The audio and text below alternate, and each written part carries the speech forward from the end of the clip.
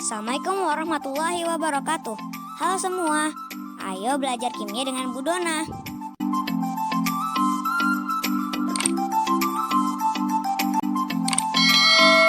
Baiklah, pada kesempatan ini kita akan membahas menghitung delta H dengan data kalorimeter, sama seperti video sebelumnya, tetapi jenis reaksinya adalah reaksi netralisasi.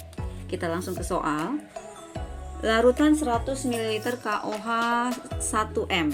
Oke, ada larutan 100 ml KOH 1M dicampurkan dengan larutan 100 ml HNO3 1M. Ini dia dicampur dengan larutan HNO3 1M. Ini termasuk reaksi netralisasi, yaitu reaksi asam ditambah basa, nanti menghasilkan garam tambah air. Dalam satu kalorimeter ternyata terjadi kenaikan suhu.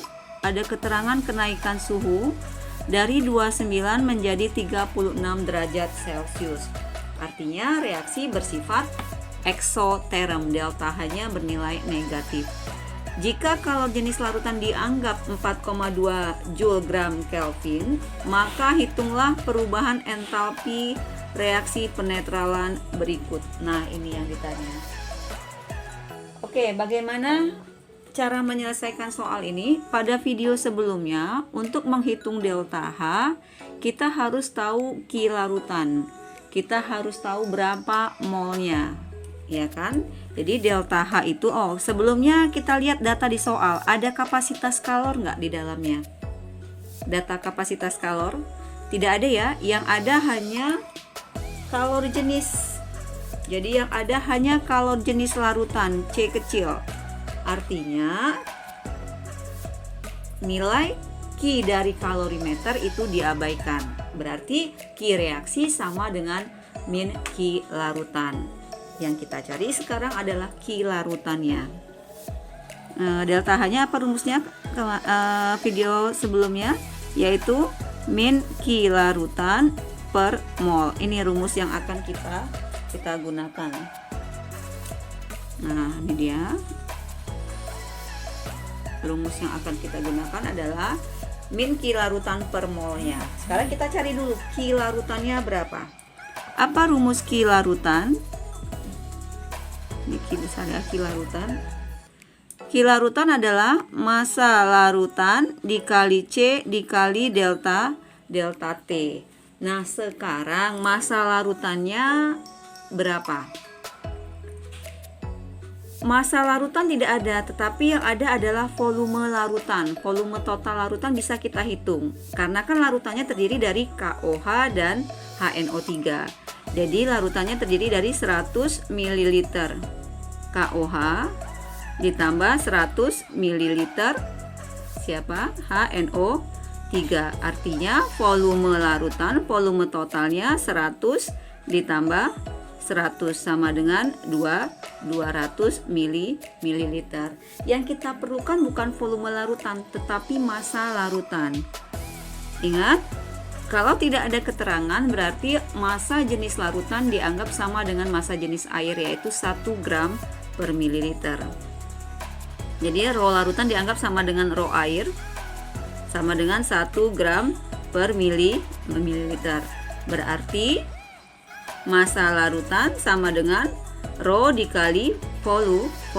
Berarti massa larutan sama dengan 1 gram per mililiter dikali 200 mililiter. Mililiternya dicoret, tinggallah gram satuannya. Jadi massa larutan sama dengan 200 gram. Ketemu massa larutan? Ini dia, 200 gram. Sekarang yang kita perlukan apa? Delta T, ya kan? Delta T lagi. Delta T sama dengan suhunya tadi dari berapa menjadi berapa? 29 ke 36. Berarti delta T-nya 36 dikurang 29. Ya kan? Jadi berapa ini? Sama dengan 7 derajat Celcius, sama dengan 273 ditambah 7. Berapa ini? 280 ya. 280 Kelvin, ya kan? 7 tambah 3 10, ya 280 Kelvin. Nah, sekarang setelah mendapatkan delta T, apa yang kita kerjakan lagi? Kita masukkan ke dalam rumus. Q larutan sama dengan massa larutan 280.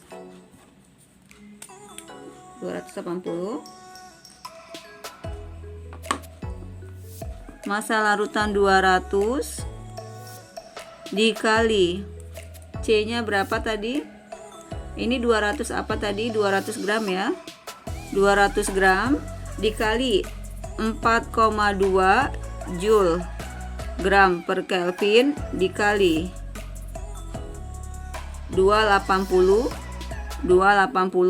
Kelvin. Kita coret satuan yang sama, Kelvin coret, gram coret, berarti sisanya adalah Joule-nya. Berarti Q larutan adalah 200 dikali 4,2 Joule dikali 280. Hasilnya adalah ini sudah Ibu hitung tadi 235.200 Joule. Kalau mau kita ubah ke kilojoule berarti dibagi 1000, 235,2 kilojoule. Sudah kita dapatkan Q larutan, ya kan? Nah, sekarang kita akan mencari apa? Molnya lagi untuk mencari delta H. Nah, untuk reaksi netralisasi, kita buatkan reaksi netralisasinya. Ini dia, tadi siapa tadi? 100 ml KOH, ya kan? Dari soal 0,1 M ditambah 100 ml HNO3 1 M, ya kan? Pada reaksi netralisasi, mol yang digunakan adalah nanti mol air. Ya, jadi ingat, kalau dia reaksinya netralisasi, mol yang digunakan adalah mol airnya. Kita buat reaksinya, KOH ditambah HNO3 ya, ini masih HNO3 menjadi KNO3 plus H2O. Nah, ini dia. Yang kita perlukan adalah mol H2O. Untuk mencari mol H2O, tentu kita harus mencari mol KOH dan mol HNO3 dulu. Ini HNO3. Mencari mol KOH bagaimana? Ini dari sini. Datanya adalah 100 ml KOH 0,1 M. Berarti milimolnya adalah 100 kali 100 kali 1 ya, sama dengan 100 milimol, ya kan? Oke, kemudian HNO3 karena datanya sama, ini 100 ml HNO3, milimolnya pasti juga sama. Milimolnya sama dengan 100 milimol. Nah, yang kita perlukan adalah mol air. Karena koefisiennya sama, untuk mencari mol air, perbandingan mol adalah perbandingan koefisien. Berarti mol H2O 1/1 dikali 100. Berarti mol H2O ini juga 1/1 dikali 100 milimol. Sama dengan, ini molnya ya, mol H2O. Berarti molnya sama dengan 100 milimol.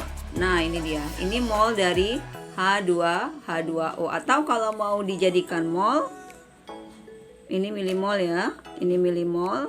Berarti molnya sama dengan dibagi 1000. 0,1 mol. Nah, baru kita masukkan ke dalam rumus menghitung delta H. Nah, ini dia. Baiklah, kita hitung delta H-nya sekarang. Delta H untuk reaksi netralisasi adalah min Q larutan per mol. Nah, kenapa min? Karena tadi terjadi kenaikan suhu reaksi eksoterm. Berarti hasilnya adalah min Q larutan. Q larutannya ini dia. Min 235,2, ya kan? Per berapa?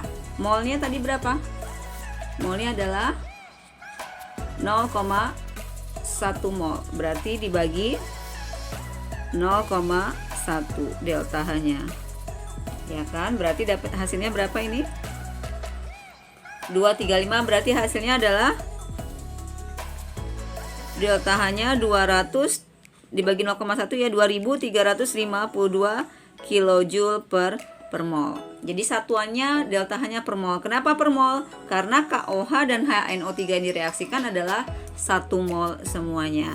Nah, inilah dia dapat berarti sudah delta H untuk reaksi netralisasi. Kalau mau kita buat reaksi termokimianya adalah berarti KOH ditambah HNO3 ya kan menjadi KNO3 plus H2O. Delta H-nya adalah ini min ya, maaf. Min 2352 kJ kilojoule per mol. Nah, inilah dia delta H yang diminta untuk reaksi netralisasi KOH ditambah HNO3. Demikianlah soal menghitung delta H jika reaksi yang diketahui adalah reaksi netralisasi. Semoga video ini bisa menambah pengetahuan kalian dalam membahas soal-soal yang berhubungan dengan menghitung delta H dengan menggunakan data kalorimeter. Sampai ketemu di video pembelajaran berikutnya. Wassalamualaikum warahmatullahi wabarakatuh. Thank you for watching.